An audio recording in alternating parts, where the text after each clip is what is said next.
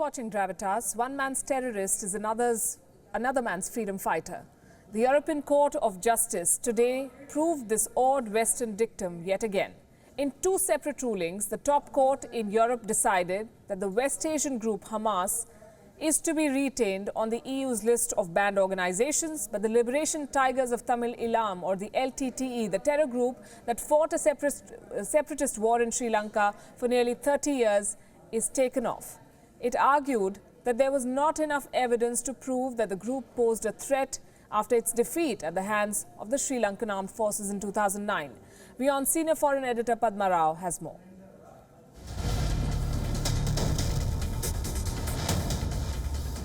There are some dubious achievements to their name, like suicide bombs, like the forcible recruitment of children as fighters, like pushing civilians to the forefront of battle as human shields.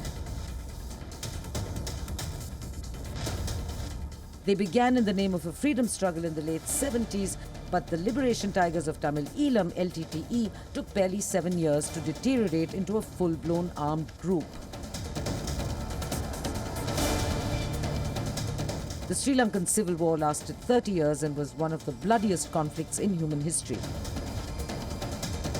That the European Union is against the violation of human rights and for liberté, égalité and fraternité is understandable. It only takes a glance at the continent's own dark history to understand why. But one man's freedom fighter is another man's terrorist. A total of 950,000 Sri Lankan Tamils fled overseas during the 3 decades of civil war.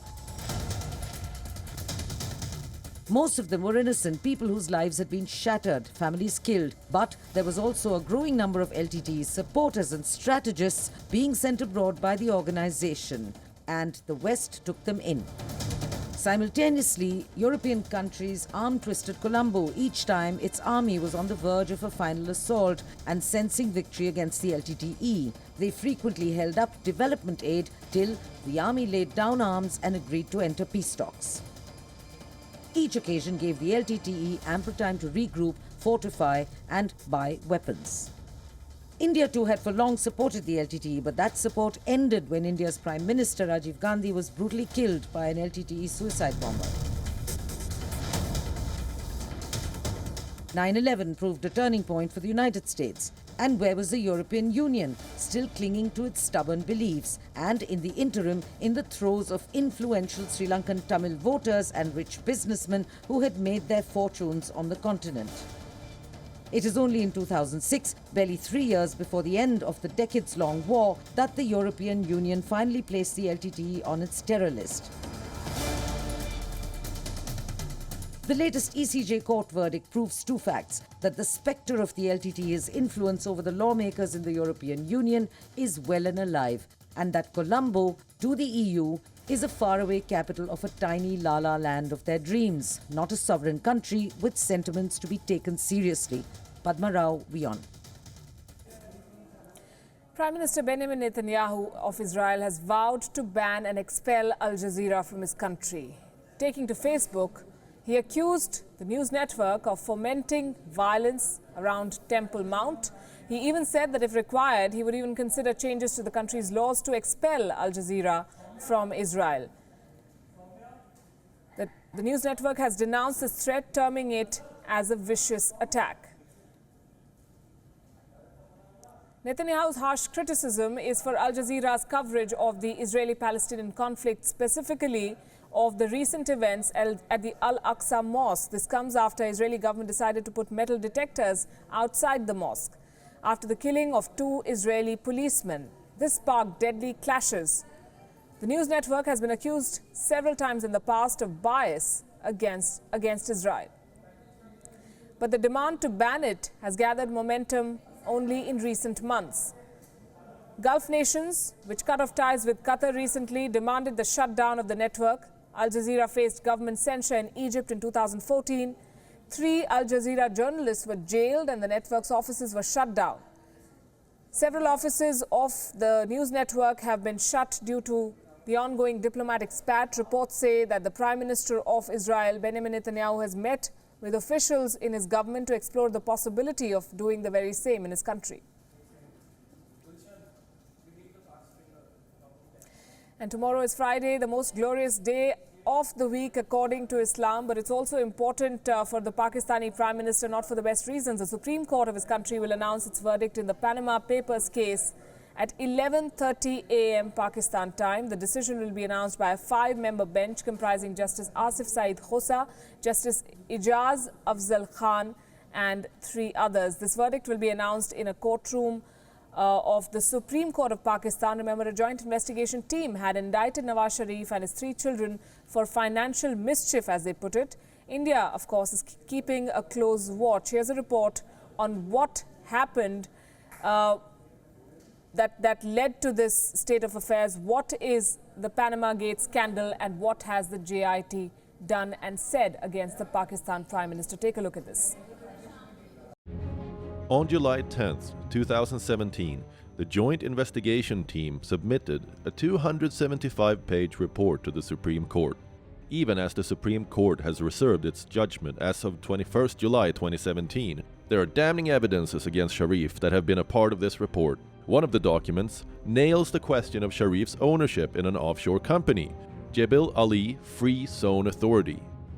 In other massive indictments, the JIT says during 1992 to 93, when Nawaz Sharif was Prime Minister, the wealth of the family went up by 4.3 times, but the source was not proportional to the increase in his assets. Sharif's daughter, Maryam Safdar's assets grew 21 times in a single year of 1992 to 93 to 30.5 million rupees without any declared income. The wealth of Hussein Nawaz increased 10 times to 33.63 million rupees in 1992 to 93, though there was no source of income. The wealth of Hassan Nawaz increased by more than 13 times to 31.55 million rupees, again, without any known source of income. Sharif's second daughter, Asma Nawaz's wealth went up to 31.55 million rupees with no source of income. Kulzoom Nawaz, the Pakistan Prime Minister's wife, saw her wealth soar to 17.5 times to 28.62 million rupees against a reported income of 2,79,400 rupees. Sharif's own wealth went up to 68.027 million rupees from 8.33 million rupees, though he did not declare any plausible source of income. Clearly rattled by the JIT revelation, Maryam Safdar got embroiled in a controversy in her effort to indulge in an elaborate cover-up.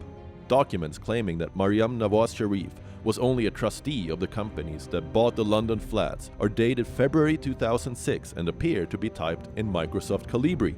But there was a catch. The fund was only made commercially available in 2007, leading to suspicions that the documents are forged. मैंने आज वो कर्ज उतार दिया जो मुझ पे वाजिब भी नहीं था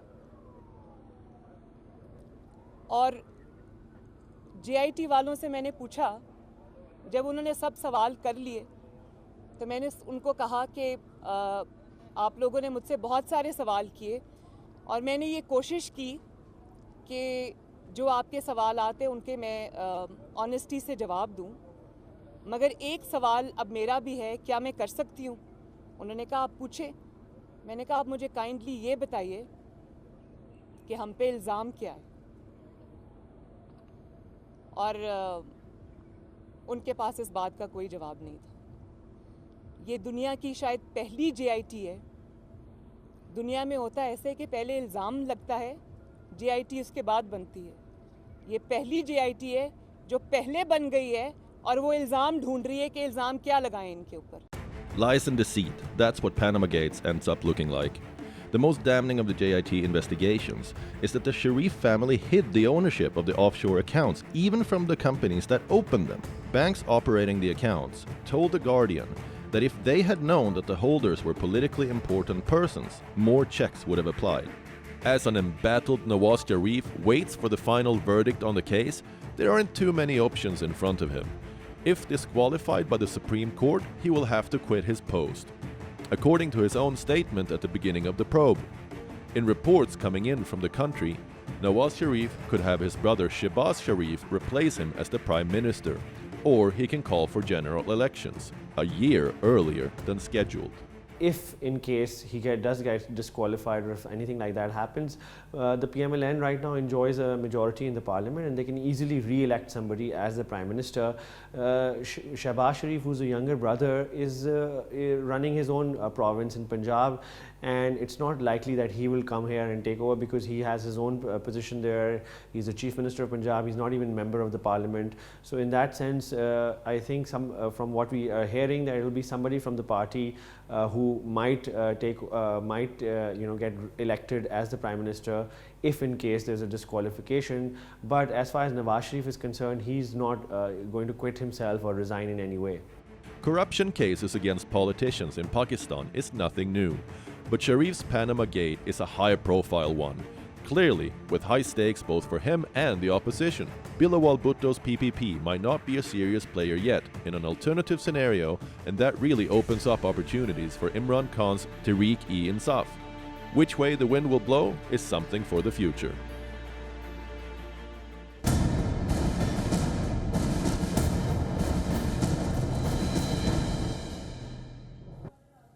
Heavy rains have lashed Bangladesh's capital Dhaka, clearing up stagnant rainwater has become a challenge for the authorities, and the water is now seeping into underground storage tanks, contaminating the reserves. Bangladesh Water Resources Minister has warned of the possibility of a large-scale flood in the country next month.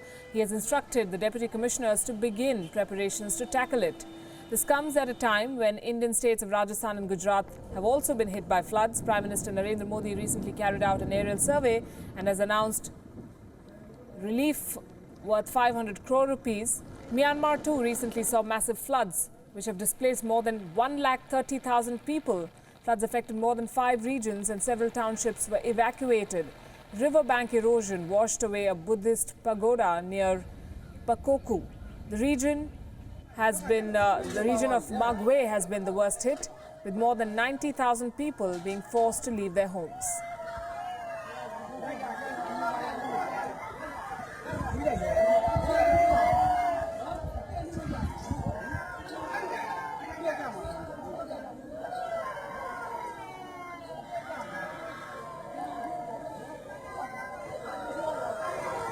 But it's not just South Asia. Floods in northwest China have taken 6 lives. More than 70,000 people have been evacuated so far.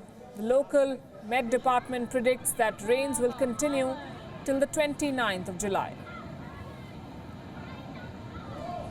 Heavy rains have caused some flooding in Germany as well. The town of Goslar, which is west of the capital of Berlin, was closed. Streets were flooded. 2 stretches of railway lines were closed.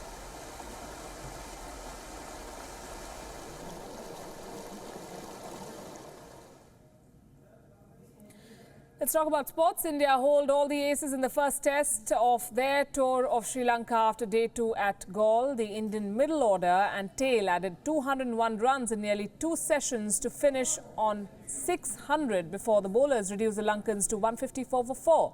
The hosts trailed by a massive 446 runs going into day 3. Here's a report.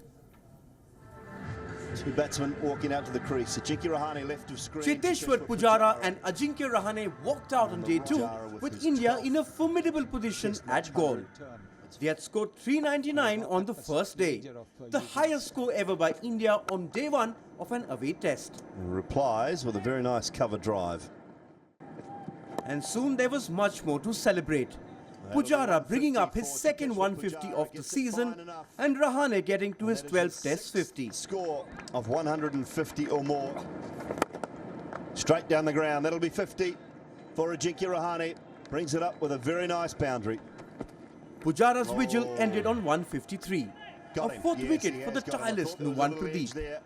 And within 9 runs, Rahane was back as well for 57. It's definitely worked, whatever they have spoken about. India threw a surprise by promoting Ravichandran Ashwin up the order, and along with wicketkeeper Riddhiman Saha, he put on 59 for the 6th wicket. Nicely driven, no doubt. Ashwin fell for 47 and Ravindra Jadeja for 15. Beautifully bowled. Both to Pradeep, who ended up with career best figures of 6 for 132. Straight into the toes. Debutant Hardik Pandya and the returning Mohammad Shami ensured there would be much joy for the dressing room in a rollicking stand of 62 in just above 8 overs. Once again, just onto the pads. Pandya was the last to fall after a 50 on debut as India folded up for a massive 600. And he's taken India to 600. The Lankan start was shaky as Dimut Karunaratne was strapped in front by Umesh Yadav for 2. Full delivery from Umesh Yadav. Upul Taranga played his shots and along with Danushka Gunatilaka took Sri Lanka to 68 for 1. Mohammad Shami played his part with the ball as he snared Gunatilaka and Kusal Mendis in quick succession. That's another one. So that's 3 now. Taranga and former captain Angelo Matthews played sensibly, stitching together a 57-run stand. Taranga was unlucky to be done by a sharp piece of fielding from Abhinav Mukund. Absolutely elated with that decision. And Mukund then pulled off a blinder to dismiss Niroshan Dikvela. I think he has. That is absolutely brilliant.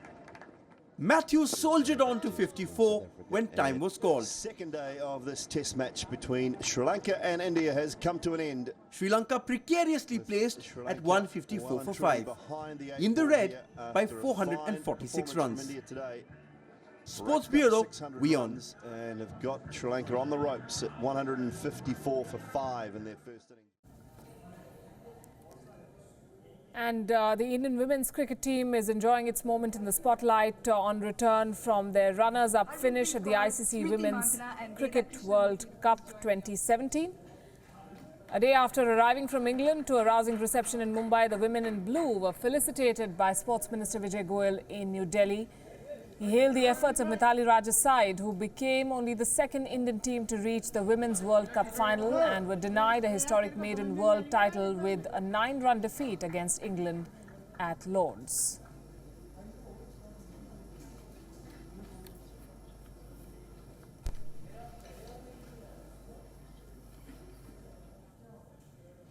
And we end the show with a tribute to former President of India, APJ Abdul Kalam, whose memorial was inaugurated by Prime Minister Narendra Modi today.